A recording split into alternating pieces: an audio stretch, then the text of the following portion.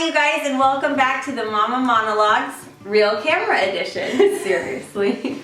Today we are going to be talking about something that we feel affects a lot of people, but you don't hear anyone talking about it ever. And it's something that Chris and I both unfortunately deal with, and that is anxiety.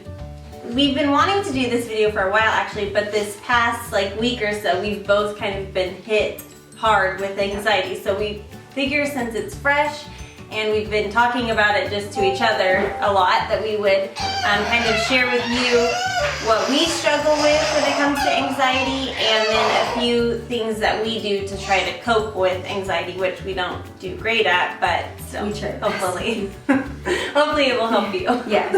Just this week I had a terrible panic attack in the Starbucks drive-thru. And I thought it was just regular anxiety, and then I started kind of looking it up because I didn't know what was happening. I started looking up the different types of anxiety, and I noticed right away that what I have is the panic disorder. And the way that I knew that's what I have is because the number one symptom of panic disorders is that when you're hit with one, you want to flee and get out. And in the Starbucks drive-thru, when I started to get hot, thinking of, oh my gosh, I'm going to pass out, I kind of get lightheaded, start to kind of feel floaty.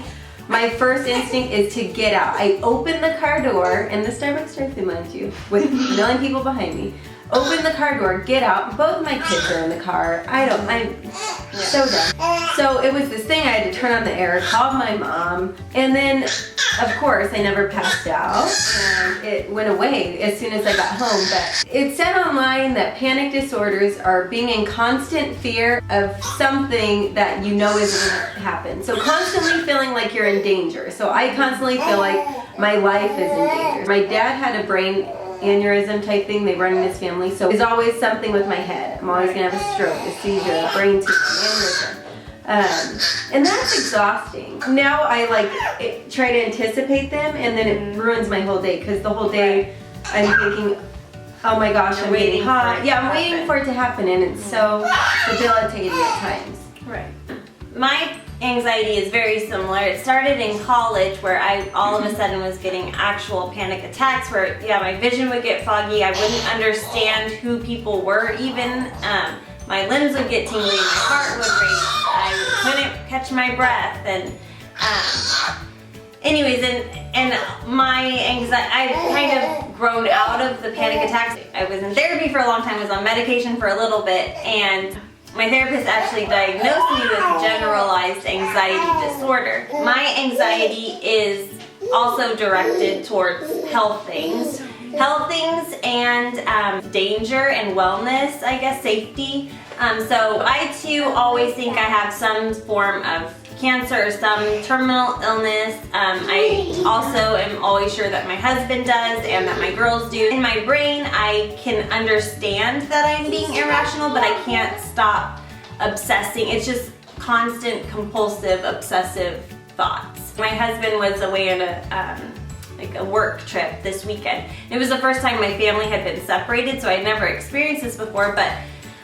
just the whole weekend I was having racing thoughts of car accident, him getting in a car accident, there being an earthquake and me not being able to get a hold of him. Just weird things like that are normal things that people worry about, but when you have true anxiety, you're not worried, you're obsessing. Where I can't parent. I mean, Brielle will come up to me and ask for something and I'm too busy trying to worry about these things that are most likely never going to happen, that I can't live in the moment. It feels like it sometimes. I get hot and clammy and I can't function. Mine is just kind of these constant obsessive thoughts that do get in the way of our living. Right. I mean, it's exhausting, it's annoying, and why waste your time worrying about things that aren't even actual situations that are happening? Okay, so ways that we cope, or ways that I cope. My first is just to I always pray. I always ask God, just take this away.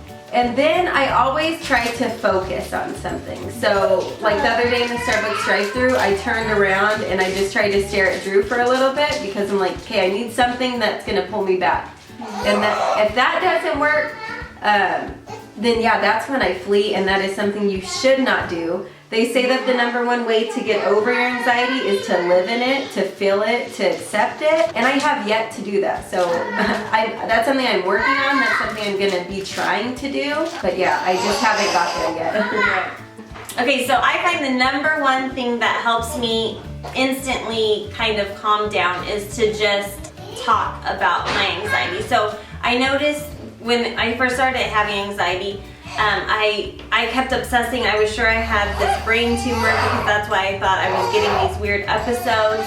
And so I kept it in because I, first of all, was afraid of that idea. And second of all, I was embarrassed that I was obsessing over this.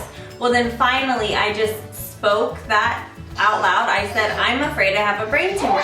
And first of all, just even releasing that, I felt the burden, lessen. Just sharing whatever I'm feeling with somebody makes me feel like I'm not doing it alone anymore.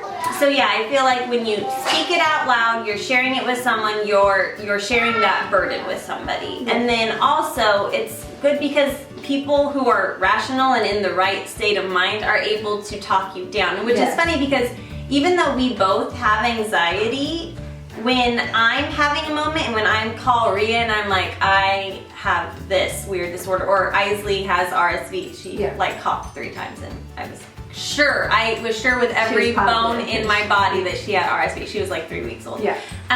Anyways, she's able to think logically about my situation. She's able to talk me off the cliff and be like, she's fine, she came over, she didn't hear a cough, she's able to bring me back to reality. And I think that Carissa helps me because I feel like if she's cool about it and she's just as anxious as I am, if she's fine with it, then why am I worrying about it? Like, it's obviously nothing. My mom, other people who don't have anxiety, it's harder for me to trust that everything's okay because they wouldn't even think it, even if there was something wrong, they wouldn't even make a big deal of it. It might be good to find somebody who has anxiety or who has dealt with anxiety before because they know how to talk to somebody. My husband, and I love him to death, and he is trying to the best of his ability to do what he can to help me, but he doesn't understand that I know I'm being irrational, but I can't control my thoughts. So he gets a little bit more frustrated with me easier. And he's just like, she doesn't have RSV, stop. He's like, get a grip. I feel like people who have anxiety can be a little bit more gentle and understanding of this. Well, and Andrew will always tell me, well, then go to the doctor. But I don't want to go to the doctor. I'm afraid of the doctor. I'm afraid they're going to tell me, yes, you do have mouth cancer. You do have a brain tumor.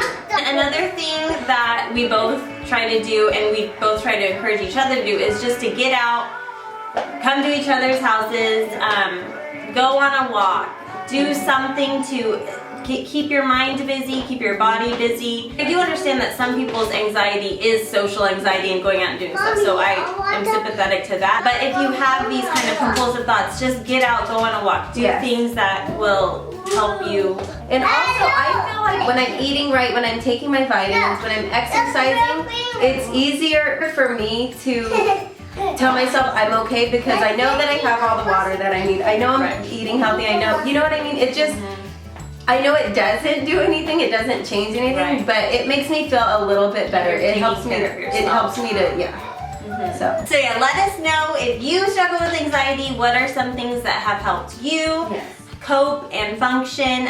It's frustrating because especially when you are, when you're anybody, but when you are a wife and a mom and people are looking to you to take care of them and you are busy obsessing about WebMD all day long. Yes, it's hard to do your job to your full potential, so it's frustrating and it's not, you're not alone wants to do it. So we hope that this could help you in some way, shape, or form, and we will just see you guys next time. Bye guys. Bye.